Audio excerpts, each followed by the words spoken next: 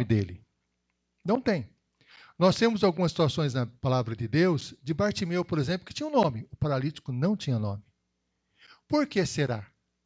Porque a doença dele é o que definia a sua personalidade. Aquele paralítico era conhecido pela sua dor, pelo seu sofrimento. E na palavra de Deus, esse paralítico estava em uma cama. Isto é, além de estar sendo definido pela sua dor, ele estava limitado em uma cama. Na cama, ele precisava receber cuidados de outras pessoas. Alguém precisava dar alimentação a ele. Alguém precisava levá-lo aonde ele precisava ir. Alguém precisava, inclusive, levá-lo a um banheiro para realizar suas necessidades fisiológicas. Muitas pessoas olhavam para aquele paralítico com pena no coração, muita pena no coração pelo sofrimento dele. Outros olhavam para aquele paralítico e pensando, essa pessoa sofre demais, essa pessoa é uma maldição na minha vida, pelo sofrimento que eu tenho que ter ao cuidar dela. Algumas pessoas olhavam para aquele paralítico misturado com pensamentos de julgamento. O que será que ele fez de errado para passar por esse sofrimento? O que será que está acontecendo? Aquele paralítico, para muitas pessoas, era um fardo. Difícil de carregar. Difícil de suportar. O paralítico, por sua vez, podemos imaginar como ele se sentia. Definido pela sua dor, pela sua doença, uma pessoa numa cama sem poder se mover, dependendo dos outros, e na hora que ele precisava pedir ajuda para alguém, ele tinha receio, porque naquele momento ou a pessoa podia dizer não, ou então a pessoa fazia aquela respirar fundo, vou ter que fazer de novo. Mas algo aconteceu na vida desse paralítico que mudou completamente a sua história. É o que nós vamos ver agora nesse pequeno trecho.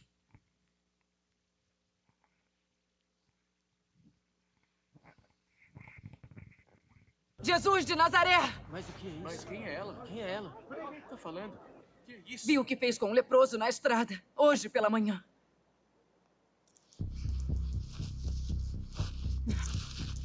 O meu amigo está paralisado desde a infância.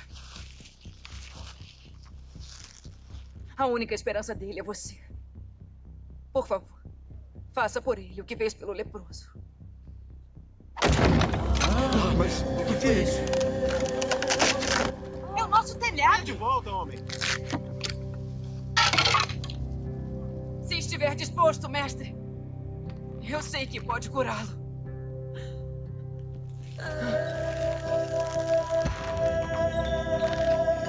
Cuidado! Ajude! Segure-o! Ajude! Cure-o, mestre! Cure-o, por favor! Mostre-nos o sinal, mestre! Mestre! Um milagre, Jesus! Ajude! Um milagre, por favor, Jesus! Cure-o, Jesus! Cure-o, Jesus! Por favor, Cure-o, mestre! Por favor. Mostre-nos um milagre! Faça um milagre! Mostre-nos um milagre, Jesus! Cure-o! Cure-o, Jesus! Mostre-nos, por favor, um milagre, Jesus! Cure-o!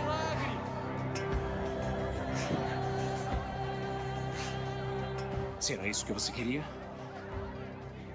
Pelo menos pegue o seu bloco de notas.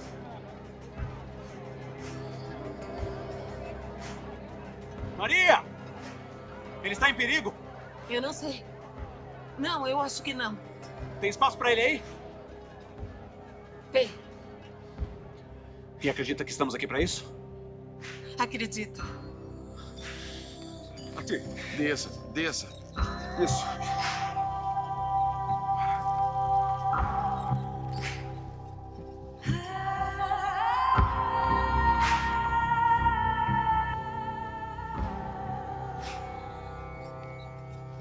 Você, com que autoridade ensina? Responda-me. Se estiver disposto, mestre. Sei que você pode. Ei, falo com você. Sobre quem você ensina? Não é sob a autoridade de nenhum rabino de Nazaré. Onde você estudou? A sua fé é linda.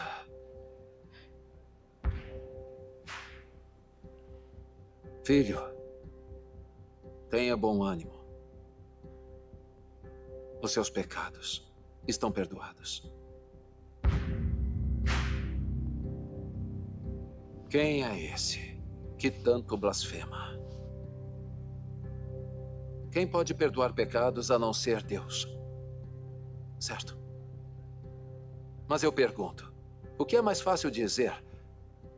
Os seus pecados estão perdoados? Ou levante-se e ande?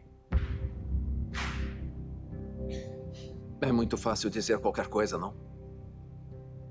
Mas, para mostrar a vocês, e para que vocês saibam que o Filho do Homem tem na terra autoridade para perdoar pecados,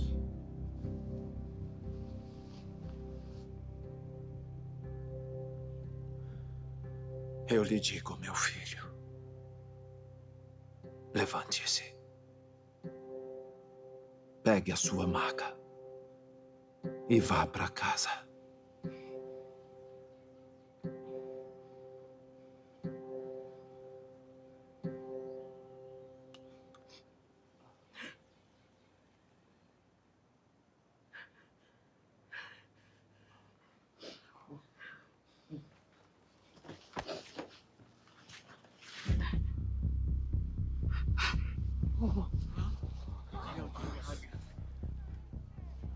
Vá com calma.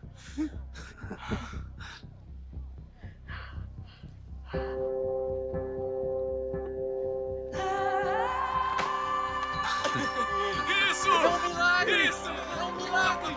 Milagre! Milagre! Viva Milagre! Jesus! Viva o Mestre! É! Está andando! Vocês viram o milagre! Viva Jesus!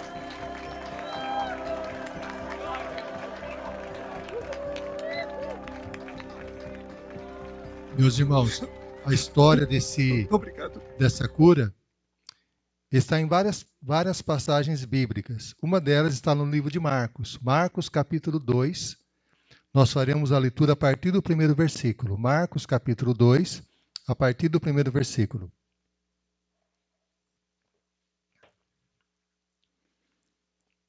Marcos 2, a partir do primeiro versículo. Assim diz a palavra de Deus. Marcos 2, a partir do primeiro. Dias depois, entrou Jesus de novo em Cafarnaum. E logo ocorreu que ele estava em casa. Muitos afluíram para ali, tantos que nem mesmo junto à porta deles achavam lugar. E anunciava-lhes a palavra. Alguns foram ter com ele, conduzindo um paralítico levado por 4 homens. E não podendo aproximar-se dele, por causa da multidão, descobriram o eirado, no ponto correspondente ao que ele estava. E fazendo uma abertura, baixaram o leito em que jazia o doente. Vendo-lhes a fé, Jesus disse ao paralítico: Filho, os teus pecados estão perdoados. Mas alguns dos escribas estavam sentados ali e arrazoavam em seu coração. Por que fala ele desse modo? Isso é blasfêmia. Quem pode perdoar pecados sem nenhum, que é Deus? Jesus, percebendo logo, por seu espírito, que eles assim arrazoavam, disse-lhes: Por que arrazoais sobre essas coisas no vosso coração? Qual é mais fácil? Dizer ao paralítico: estão perdoados os teus pecados? Ou dizer: levanta-te, toma o teu leito e anda? Ora, para que saibais que o Filho do Homem tem sobre a terra autoridade para perdoar pecados, disse ao paralítico: Eu te mando, levanta-te, toma o teu leito e vai para a tua casa. Então ele se levantou, no mesmo instante, tomando o leito, retirou-se à vista de todos, a ponto de se admirarem todos e darem glória a Deus, dizendo: Jamais vimos coisa assim. Meus irmãos, a história desse paralítico, nós podemos dizer que é uma história que representa todos nós. Aquele paralítico, ele não tinha condições de chegar até Jesus. Ele estava limitado a uma cama, a um leito. Aquele paralítico estava definido pela sua dor, pelo seu sofrimento. Aquele paralítico, ele só conseguiu chegar a Jesus porque alguém o ajudou, porque alguém o levou. Todas as pessoas, quando eu falo todas as pessoas, eu falo cada um de nós que estamos aqui, todas as pessoas que nós conhecemos, todas as pessoas que já se aproximaram de Jesus, se aproximaram porque alguém as levou até lá. Porque alguém orou por elas, porque alguém as convidou, porque alguém estendeu a mão a elas. Porque alguém não perdeu a esperança na vida delas. Todos nós que estamos aqui, alguém nos levou até Jesus. Todos nós. Porque a paralisia é tão grave em nossa vida que ela gera uma deficiência espiritual, uma paralisia espiritual.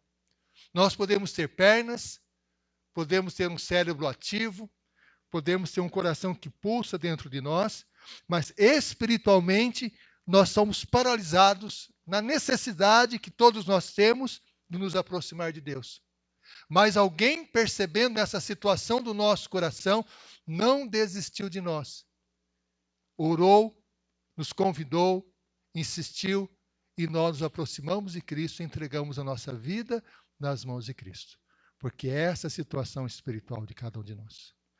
Aquelas pessoas que estavam levando aquele paralítico até Jesus, abriram lá o eirado, lá a parte do telhado, para que o paralítico descesse, mas Jesus abriu o céu para que aquele paralítico entregasse, mudasse a sua vida diante do Senhor. E é interessante observar o que aqueles amigos fizeram para levar aquele homem até Jesus. Nós podemos imaginar a situação. Paralítico na cama, limitado, sem esperança, considerando-se indigno, considerando uma pessoa sem condições de qualquer tipo de mudança, de expectativa de vida. Aí alguns amigos chegaram e disseram: olha, Jesus está de volta em Cafarnaum. Vamos levá-lo até ele, porque nós sabemos que Jesus tem o poder de curar, de transformar. O paralítico pode ter pensado: mas será que Jesus vai se importar comigo? Será que Jesus vai de fato me ajudar? E se chegar diante de Jesus, ele não me acolher? Vou passar muita vergonha. Como será a situação? Mas ele se deixou levar. Os amigos começaram a levar o paralítico. Nós podemos imaginar a cena. Carregando aquele leito, pelas ruas de Cafarnaum, as pessoas observando aquela cena, muitas pessoas olhando o que está acontecendo, e chegaram onde Jesus estava. E o que perceberam? Havia tantas pessoas na casa em que Jesus estava, que não havia nem lugar na porta, para ficar na porta. Naquele momento, o paralítico deve ter pensado: olha, acabou. Tudo bem, meus amigos ajudaram, tentaram me auxiliar, mas acabou. Não tem como chegar até Jesus. Mas os amigos não desistiram. De repente ele percebeu algo acontecendo.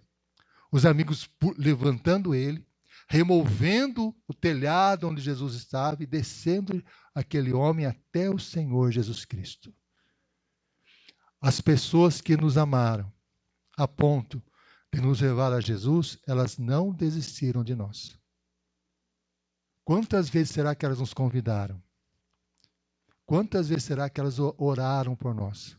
Quantas vezes será que elas ouviram um não de nós? Quantas dificuldades e quantos obstáculos elas enfrentaram? Mas elas não perderam a esperança de nos levar até Jesus. Não perderam a esperança. Não se desanimaram diante das dificuldades para nos levar até Jesus. Foi o que aconteceu. E quando aquele homem chegou diante de Jesus, todos esperavam que Jesus realizasse um milagre, que Jesus o curasse. Mas, para a surpresa de todos, que Jesus disse: Filho, perdoados estão os teus pecados. Mas espera aí. Isso é muito estranho. Aquele homem estava paralítico. Quer dizer, então, que a dor dele é consequência do pecado dele? Como assim, perdoados estão os seus pecados? Não dá para entender. Como assim? Que absurdo é esse? Como pode se dizer que uma pessoa que está sofrendo com uma paralisia, a culpa é dela? Onde já se vê esse tipo de pensamento? Que absurdo que é esse? É interessante, meus irmãos, observar algo que a nossa compreensão espiritual da palavra de Deus tem que ser ampliada. Jesus disse: os teus pecados estão perdoados. O que Jesus está dizendo, nos ensinando, a palavra de Deus diz isso claramente, é o seguinte: pecado não é apenas os nossos atos individuais, os nossos erros individuais de mentir, fazer coisas que não devem, trair. Pecados não são apenas atos individuais. O pecado na palavra de Deus é muito mais sério do que isso. Tanto Agostinho, o teólogo Agostinho, como Calvino afirmavam o seguinte, que o pecado não é apenas culpas individuais. O pecado é algo que deforma a nossa vida, deforma a nossa alma, que perverte todo o nosso ser. Nós podemos observar o seguinte na palavra de Deus, que o pecado ele perverte, ele deforma a nossa forma de pensar, os nossos pensamentos. A palavra de Deus no livro de Isaías, o profeta diz o seguinte: ai daquele que chama bem de mal e chama mal de bem. O que significa? O pecado ele transforma de tal forma os nossos pensamentos que coisas boas começamos a ver como coisas ruins e coisas ruins começamos a ver como coisas boas. Nós não conseguimos interpretar corretamente a realidade. O pecado perverte a nossa forma de interpretar as coisas que acontecem conosco. O pecado perverte ou deforma também as nossas emoções. Quantas pessoas que dizem que amam a Deus e odeiam seus irmãos? Como é possível? Qual a lógica disso? Se Deus é amor? O pecado pervertendo o sentimento. O pecado pode transformar o amor em uma afeição doentia, que destrói uma pessoa por dentro. O pecado pode fazer que a confiança se transforme em um medo absurdo, devastador. O pecado pode fazer com que um desejo dentro de nós se torne uma cobiça que arruína a nossa alma. O pecado nos perverte, o pecado nos deforma. Aquele homem paralítico, nós podemos dizer o seguinte: tinha a enfermidade dele, mas havia dentro dele algum sentimento, alguns pensamentos que o deformavam a sua alma. Por quê? Nós podemos dizer o seguinte, podemos até analisar. Aquele paralítico, qual será que era o motivo da sua paralisia? Será que ele nasceu paralítico? Será que os pais dele, por descuido, deixou com que ele caísse e ficasse paralítico? Será que ele estava brincando, subindo numa árvore, caiu e ficou paralítico? Nós não sabemos a causa. Mas o que nós sabemos é o seguinte: aquele homem sofria muito, como consequência do pecado que o deformava. E, meus irmãos, o pecado deforma pensamentos, emoções, deforma nossos relacionamentos. O pecado nos deforma completamente. E o que é mais doloroso, nós sofremos as consequências não apenas dos nossos pecados pessoais, sofremos também as consequências dos pecados que as outras pessoas cometem contra nós. Aí a dor é imensa. Vamos supor que aquele paralítico se tornasse naquela situação porque alguém o derrubou. Que sentimento ele trazia dentro de si? Por que aquela pessoa fez isso comigo? Por que não cuidaram de mim como deveria? Por que me abandonaram? Cadê as pessoas que poderiam me auxiliar? E esse tipo de pensamento fazia com que aquela paralisia se tornasse muito mais dolorosa ainda. Fazia com que o sofrimento dele se tornasse muito mais intenso ainda. Quantas vezes nós carregamos a nossa vida consequências, sofrimentos provocados pelos pecados que os outros cometeram contra nós. Um abuso sexual, um abandono, violência. São situações que muitas vezes se passam conosco, se passam também com pessoas com quem nós conhecemos, que deformam a sua personalidade. Aquela situação começa a definir a sua própria identidade. No texto bíblico, inicialmente, aquele homem identificado apenas como paralítico. Isto é, aquela doença determinava a sua personalidade. As pessoas o viam como paralítico. Ele é um paralítico. Então, aquela pessoa foi uma pessoa que foi abusada. Aquela pessoa foi uma pessoa que sofreu uma violência. Aquela pessoa foi uma pessoa que foi abandonada. Situações que definem a pessoa e aquela identidade que vai definindo ela por dentro vai destruindo a sua alma. Se eu fui abandonado, se eu sofri algum tipo de abuso, algum tipo de violência, eu não tenho valor nenhum. Quem sou eu para exigir alguma coisa? Eu sou uma pessoa sem valor, eu sou uma pessoa indigna. E esse tipo de pensamento pode levar a pessoa a fugir de relacionamentos, a evitar confiar nas outras pessoas, carrega o tempo todo dentro de si uma ferida muito profunda na alma. O pecado faz isso. O pecado nos deforma por dentro, como consequência dos nossos pecados pessoais. O pecado nos deforma por dentro, alterando a nossa forma de pensar, nossas emoções, o nosso relacionamento. O pecado é como um vírus que nos contamina, inclusive no mal que as outras pessoas fazem contra nós, deturpando toda a nossa forma de enxergar, de ver as coisas. Inclusive, nós podemos sofrer com pecados ou agressões que as outras pessoas fizeram contra nós, imaginárias. Imagine uma situação que eu conheço bem, né? De um menino, 4 anos de idade, a mãe deixou ele na casa da avó, porque ela tinha que cuidar do irmão que estava doente. Só que essa criança, com 4 anos de idade, não entendia o que estava acontecendo.